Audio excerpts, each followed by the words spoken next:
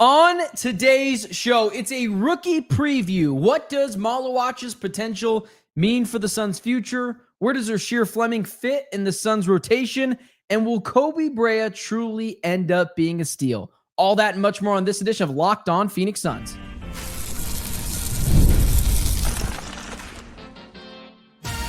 You are Locked On Suns, your daily Phoenix Suns podcast, part of the Locked On Podcast Network.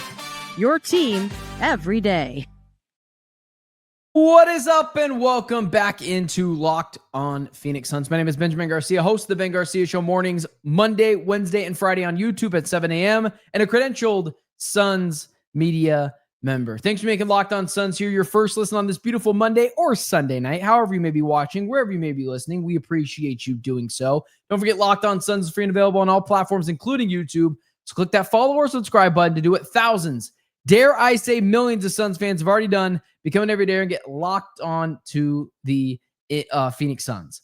Today's episode is brought to you by FanDuel. Football season is not closer than you think. It is here. New customers can bet just $5 and get $300 in bonus bets if their $5 bet wins. Download the FanDuel download at the FanDuel.com to get started. There's a lot of things we got to get into in this edition of Locked On Phoenix Suns. And just so you guys are aware, we are going back to 5 days a week.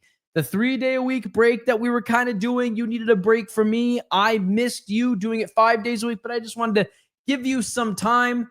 The Suns season is right around the corner. We are inching closer to media day.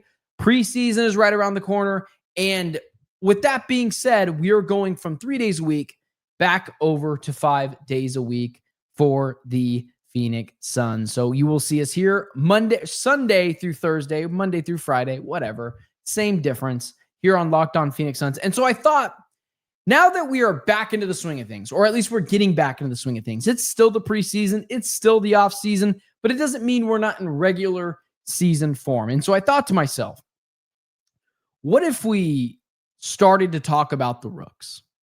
What if we started to preview these guys a little bit? Now, it kind of takes it back a little bit to where the Suns were just a short year ago. They didn't have the type of bright future that you could sell your fan base to this time last year. Like, I liked Ryan Dunn. If you remember correctly, I was someone on Fox Sports 910 when I would fill in on the air doing 4 hours of radio by myself, screaming into the ether. I was the person advocating for Ryan Dunn. I freaked out when the Suns traded back a couple of spots to the 29th pick, accumulated some draft picks that they would end up using to go get Oso Ighodaro in the second round, and they were still able to get their guy Ryan Dunn. So it all ends well, as all is well that ends well. But the Suns didn't really have that nucleus of young players. Not like this year. The Suns are stockpiled with young guys. Jalen Green, Kaman Malawatch, Kobe Brea, Oso Ighodaro, Ryan Dunn, Rasheer Fleming. This team is almost too young. And so let's take some time to kind of digest some of these young players. And so I also want to talk about right at first the importance of these players. I could argue Ryan Dunn and Oso Ighodaro weren't as important to the Phoenix Suns' future last year when they drafted them. Yes, they didn't have a lot of draft picks. Yes, they needed to hit on those picks. But I think the pressure this year is even more. Because you have to remember, what the Suns got back initially for Kevin Durant, it was unfortunately seen as a fleece. I had kept telling you, you can't get Jalen Green back. You can't make Jalen Green a big piece of this deal. It doesn't fit here, and maybe it does. I still have my feelings towards Jalen Green that I'm worried about, but maybe he does figure it out, and obviously I'm rooting for that. But that deal was so punitive to the 10th overall pick. The belle of the ball when it comes to the return for Kevin Durant was not Jalen Green. It was not Dillon Brooks. Dillon Brooks is a good player. Happy to have him here. Shoots the three ball at a 40% clip. That's what the Suns need. Someone where Devin Booker, or in this instance now, Jalen Green, can dribble drive to the basket, make guys kind of gravitate to them under the basket, and those guys use their playmaking ability to kick it out to someone like Dillon Brooks or Grayson Allen in the wings or in the corners for them to hit a spot open 3-point jumper and make teams pay, and thus allowing Devin Booker and Jalen Green to have more open opportunities or more one-on-one opportunities. So those were good pieces that the Suns grabbed in a trade. 100%. Nothing against that.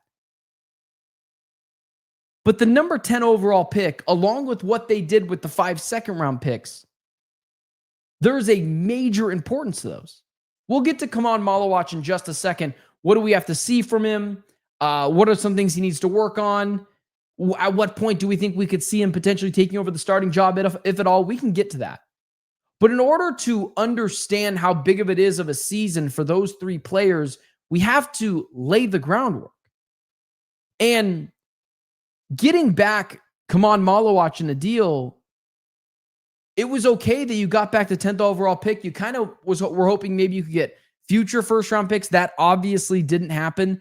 But you got Kaman Malawatch at the 10th overall pick. It is so important for the life of that deal that Kaman Malawatch pans out. And again, we'll get to him more so in a second, but if he doesn't pan out, and let's say he's a bust and not even a serviceable big, you got back for one of the top 10 basketball players of all time, Jalen Green, who I have real concerns about working with Devin Booker because of the redundancy to what he does, as well as with Devin Booker. And then you're just talking about getting back Dillon Brooks. And then you're really worried about the future and then potentially having to move on from Devin Booker. And then not just the 10th overall pick, which was Kaman Malawatch, but you're also then talking about the 5 second-round picks. Those were seen almost as a throw-in in the deal. It was almost like a way for the Rockets to sweeten the pot just a little bit more for the Suns. I think, if I'm not mistaken, it was either Cam Whitmore or 5 second-round picks. Again, doesn't really matter, but the Suns got those 5 second-round picks and immediately used them to do what? Move around in the draft. And they got Rasheer Fleming, and they moved around and were able to get Kobe Brea later on. These players, Kobe, Rasheer, Malawatch, we're going to dive deeper into all 3 of them in just a second here, matters so much to the future of the Phoenix Suns. Because most of that deal was predicated on getting younger, getting twitchier, getting more athletic, changing the way the Phoenix Suns play basketball. Right now, or I guess I should say last year, they were pretty boy basketball. They were small, they had a couple of stars, and not much depth. And you could push them around easily. What did you get in at least 2 of these 3 guys? Kaman Malawatch is an absolute freak of nature. He's a massive individual. He's going to be hard to move off his spots when he grows into his body a little bit more. And even now, he's going to be I think, a very serviceable defensive player right off the cusp, no questions asked. And then you double down with Rasheer Fleming, getting someone that can do some of the things that I mentioned that Dillon Brooks and Grayson Allen have to do, be able to kick the ball out to those players and have them hit open jumpers. Those are big deals for Rasheer Fleming to be able to come do that, as well as Kaman Malawatch to serve his role. And you change the identity of the Suns. They are no longer now an offensive, stars-driven team. They are a push people over, defensive, strong-minded team. They don't do the pretty boy basketball thing anymore. So before I got into and dove into these players, I wanted to make a real strong case of these 3 players will make or break the Kevin Durant deal. If 2 of the 3 work out, or Malawatch is a star and Rasheer Fleming is just a solid player and Kobe Brea pans out, or doesn't pan out, it is an absolute win for what you got for KD. But it's not even just that. It's not just trying to win the deal. But if this doesn't pan out, like if we're not talking about a solid Kaman Malawatch and Rasheer Fleming rookie years, you're probably moving on from Devin Booker because it means both guys didn't, both guys, and I guess including Kobe Brea into that, making it three guys. All three of them didn't show you anything, didn't give you enough of a future. And now with no draft capital and draft assets, you probably have to move Devin Booker to make that happen. So this season is incredibly important. And I feel like we're laying that groundwork now to understand where at least Ryan Dunn and Oso Ighodaro last year, yeah, we needed Ryan Dunn to show some promise, but either way, if the Suns didn't pan out last year, they were probably moving on from Kevin Durant. This year they have. And the jury is still out on if the Suns got enough for KD. We're going to figure it out. And a lot of that judgment is going to come off of these three rookies. Can Kobe Brea be a volume scorer off the bench, microwave 10 points a night at some point in his career? Can Rasheer Fleming be one of the better 3-and-D players and someone that the Suns missed out on in Toumani Camara? And Kaman Malawatch, can he be an elite level center in this league for the Phoenix Suns? And you say to yourself, well, Ben, why are Kobe Brea and Rasheer Fleming's ceiling so much lower than Kaman Malawatch's? Well, I'm glad you asked. Let's preview Kaman Malawatch, and let's talk about why he needs to be a star for this Suns team in the future. Let's do that and much more coming up next. But first, today's show is brought to you by my friends over at FanDuel. Maybe they're my fans too. I don't know. Maybe they've tuned into the Locked On Suns podcast. But the NFL season is not almost here anymore. The NFL season is here. Well, it is Sunday. I just watched the Cardinals, put a drum in on the Saints just a second ago. So FanDuel is making sure you're ready to kick off with a can't-miss offer. This is absolutely insane, guys. Right now, new customers can bet just $5, and if your bet wins, you get three, not one, not two, $300 in bonus bets to use across the app. I love using FanDuel. They make it very easy, a one-stop shop for trying to figure out what you want to bet on, what you don't want to bet on. I'm a lines guy, and I would have lost my $5 bet last week had I went down this route. But the Arizona Cardinals were a 6.5-point favorite against the Saints. The Saints ended up losing by 7 points. So if you would have bet the Saints or the Cardinals minus 6.5, you would have won your money and got $300 in bonus bets if you bet $5. So are you ready to play? Download the FanDuel app now by visiting FanDuel.com to get started. That's FanDuel.com to place your first $5 bet. All right, so let's start with Kaman Malawatch. I mentioned before his importance to this Suns team. And normally I would say with the 10th overall pick in the NBA draft, it is not imperative that you get a bona fide star. Like that is really, in the NBA draft, it's such a crapshoot these days. You really don't know who's going to be great and who's not going to be great. I mean, Toumani Camara years ago was a second-round pick, a late second-round pick. And for the Portland Trailblazers was an all-defensive type of player. But if we're putting like standards or predictions or something on this to credit where players should be drafted and where they should be stars, like the first top 3 picks, you're talking about star players. The 10th overall pick, you're talking about getting a serviceable starter. But as stated before, Kaman Malawatch was the belle of the ball in the Kevin Durant trade. It was not Jalen Green. It was not Dylan Brooks. It was the 10th overall pick. And I believe Kaman Malawatch was the 3rd best player in this draft. And the Suns got him at 10. And maybe some of that was due to Rich Paul, whatever. The Suns maneuvered the draft to get the guy they wanted. They have a glaring hole at center. And it's something I've been talking about, or I guess at the time they had a glaring hole at center, until they got Mark Williams, which happened a little bit later. But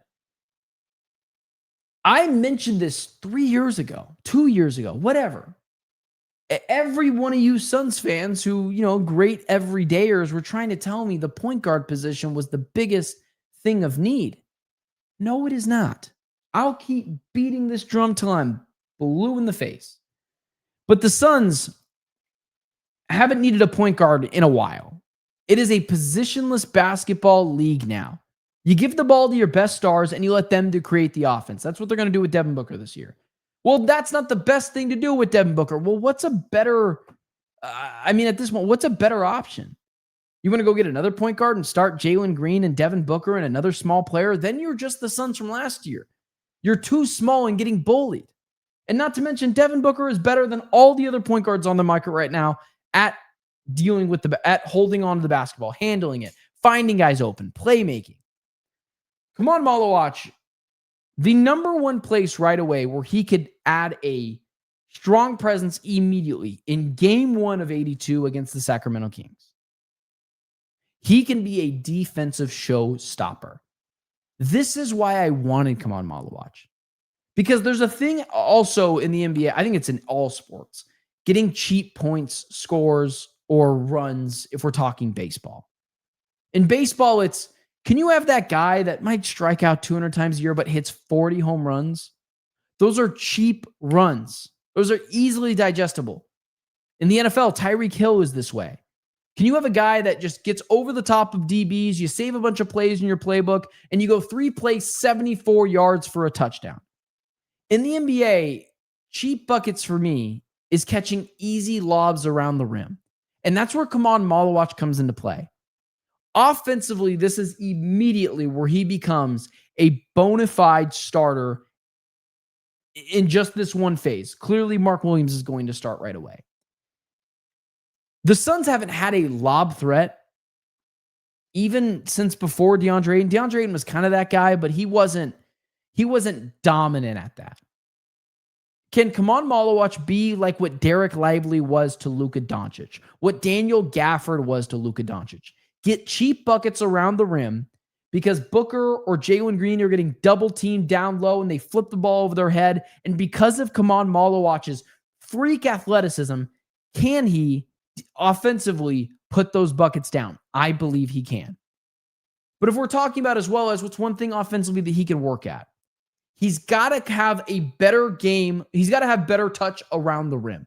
One of the things I noticed in Summer League was maybe it's because he was a little frantic or nerves or the game was moving a little fast for him. He's got to have better touch around the rim. Meaning when that ball comes off his hands for a little teardrop or, a little Hakeem, not Hakeem Olajuwon, Kareem Abdul-Jabbar, little hook shot. He's got to have better touch on that. So when it goes around the rim, it'll softly dance around the rim and go into the basket. As well as, I would like to see Kaman Malawatch be a little bit better with his ball handling. I've struggled with this as I've talked about Kaman Malawatch. I'm not asking him to be, Steve Nash with the basketball. But I think in year 1, it is way more fair to ask of Kaman Malawatch to be better with the basketball in his hands. In the Summer League, he was a bit frantic with it. And I don't want to make it, well, can he be a better three-point shooter? That's really tough to do for a 7'3" guy who wasn't known for making buckets, beyond the arc in college. Kaman Malawatch, three-point percentage in college was 25% on 0.4 attempts a night. So not only is he not good at it, he didn't shoot many of them. What I think is way more fair for him is, can he have better touch around the rim? And then another place where I think that he could help immediately right away. I'm so fond of Kaman Malawatch's lateral ability to move. One of the things that point guards will lick their chops about, get excited about, is getting switched onto a bigger defender because they know they're quicker, make a move, get to the basket, and if someone crashes down on you from the weak side, you kick that ball over to the corner or to the wing and someone hits a bucket. That's what point guards and smaller guards love. But what Kaman Malawatch can do right away defensively is stick with the smaller guys. And because he's so freaking long, they're not going to be able to just go underneath, go around him and feel like they have the edge. His standing reach was 9'6". His wingspan was 7'6". Even if he can overcommit a little bit at the three-point line, and even if guards get around him just a little bit, he has enough length and wingspan on him to regain his control and swat that ball away. So those are the two things offensively. Cheap buckets around the rim, insane athleticism to grab that ball out of the air and dunk it down and become an elite defensive presence right away. I really do believe this guy, if he develops a little bit of a jump shot, can be a much better version of Rudy Gobert. Yes, that Rudy Gobert, the Hall of Fame 3-time defensive MVP. I think he's going to be better laterally than him. And I think down low, once he grows into his body a little bit more, is going to be a beast defensively. And then around the rim for now, can you make teams pay for crashing on Jalen Green and Devin Booker in the low post when they throw a ball up to you behind their head and you slam it down because anywhere around the rim is your territory? That's what I see for Kaman Malawatch this season. Okay. We still got two other rookies. Let's talk Rasheer Fleming, Kobe Brea, and let's do it next.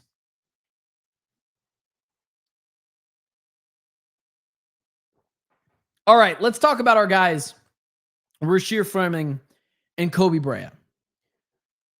Rasheer is closer to his ceiling than the other two guys.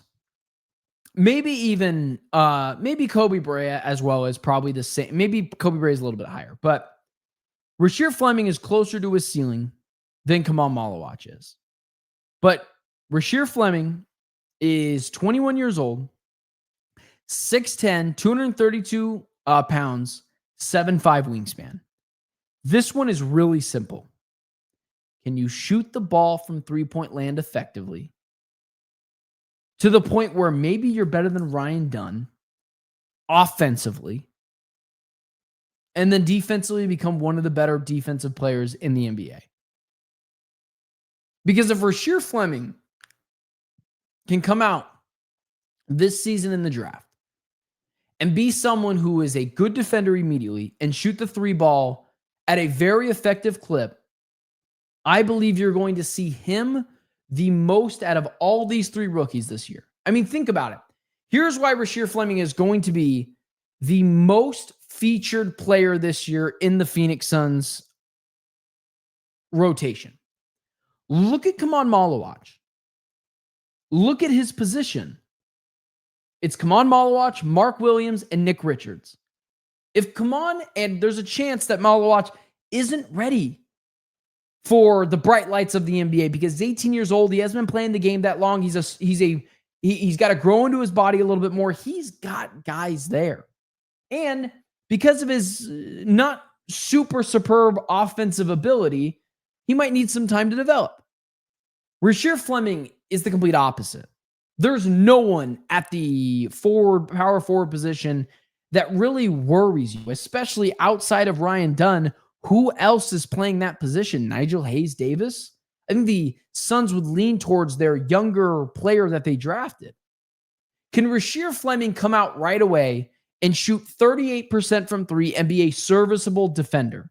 Because if he does, not only is he going to be in line for Rookie of the Year votes, but he's going to be the most featured rookie for the Phoenix Suns this season.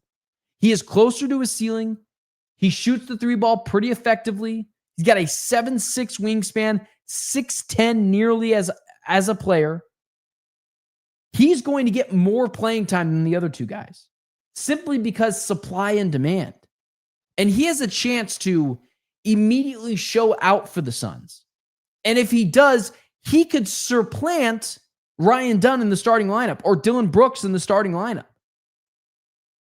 If he shows immediately he's a bucket offensively, shooting the three-point ball, as well as having a quick first step and getting to the basket and sticking with guys defensively, he might not only be featured more than these other players, but he also might be the most impactful rookie this season. And it's not to say he's going to be the best or going to pan out to be the best one out of all of them. But can he be immediately someone who shows that they're close to their ceiling and takes over that 4-spot position? So there's that. And then there's the other side. Kobe Brea, who is a sniper from three-point land and showed out in Summer League. I am lower on Kobe Brea than the rest of you. Not because I don't think he's not going to be awesome. I just think a player who spent 5 years in college was probably spending 5 years in college for a reason. He's 22 years old, 6'7", shoots the freaking leather out of a the three-point shot. The problem is he's got an average wingspan. His max vertical is nothing to write home about. Shuttle, three-quarter sprint. Again, these are all just normal things. He's not a great defender. His free throw attempt rate is pretty low. Again, steals not there. Not a great in defensive win shares. Not a great playmaker. But I know there's a lot of negatives for Kobe Brea. But this is why I feel like I have the right assessment on Kobe Brea. If you come out here and think to yourself, well, Kobe Brea is going to be a good defender and shoot three ball effectively, that's a you issue. I believe he's going to be one of the few players that are, taken from a two-way deal and converted to a full-time deal because he takes care of the basketball, which is what we ask of young players in the NBA. He obviously played 5 years in college basketball. But also, can he do his one niche well? I don't even care about what Kobe Brea does defensively. He's not going to be out on the court enough to really matter defensively. But can he be a volume microwave scorer and take care of the ball while doing so? College says he can. College says he's one of the best three-point shooters, percentage speaking wise, at 43%, which is, by the way, an elite clip if he does that in the NBA. But can he also, in spurts, play the Colin Gillespie role of just be a pesky defender? Just be annoying. Don't be great. Just be annoying for the 8-10 minutes a night he's playing. Kobe Brea, I think, is by far going to have the least amount of impact for the Suns this year. And for anyone that wants him to go to the G League, the question I will ask is why? Oso Ighodaro goes to the G League. What does it do? Nothing. Oh, it grows his confidence. No, it shows he can hit buckets against guys that aren't in the NBA. We already knew that. Keep Kobe Brea in the NBA. He'll get converted to a regular contract at some point. But can he have that patented three-point jumper where he comes into the game for a 6 to 8, max 10-minute stretch in different intervals and hit a back-breaking three without being pointed out on defense and hunted by the opposing team? That, I believe, is the correct spot for Kobe Brea. Not only at some point will I think he be converted from a two-way deal to a regular deal in the NBA, but he should be because he's an elite sniper from three-point land. And something that every team needs is that in a random Tuesday night in Orlando, when the team has just played 4 games in 7 nights in a road trip, where someone like Kobe Brea can give you some fresh legs, get to the basket, make a smart pass if he crashes to the basket, and the weak side help comes. But can he also be ready for his moment to hit the back-breaking three to be an annoyance to the other team? And I believe he can be. And just so we're clear, I should feel this way, but I just want to say it. This Suns rookie class is more impressive to me than last year's rookie class. And they should be. But what we saw last year from Ryan Dunn and Oso Ighodaro, we're like, oh, they should have been drafted higher than where they were. But it doesn't need to be the case with these guys. I think they were drafted properly. I think Rasheer Fleming fell in the draft for God knows what reason. And they're going to show out this year and be impactful and be the main reason why, not this year, but next year, we're talking about the Suns potentially getting back into that contending role. All right, guys, that's all I got for you guys today. Do me a favor, hit that like, share, subscribe button. We are back to 5 beautiful days a week here on Locked On Phoenix Suns. And boy, did I miss you on the days where we weren't here. So do me a favor, hit that like, share, subscribe button. Follow me on all social media platforms at Ben Garcia Show. At me, DM me. Tell me why you love me. Tell me why you hate me. I love interacting with you guys, the everydayers of Locked On Phoenix Suns. So Until Monday night, Tuesday morning, I'm Benjamin Garcia, and it's been Locked On Phoenix Suns. And I'll talk to you guys on Monday night, Tuesday morning.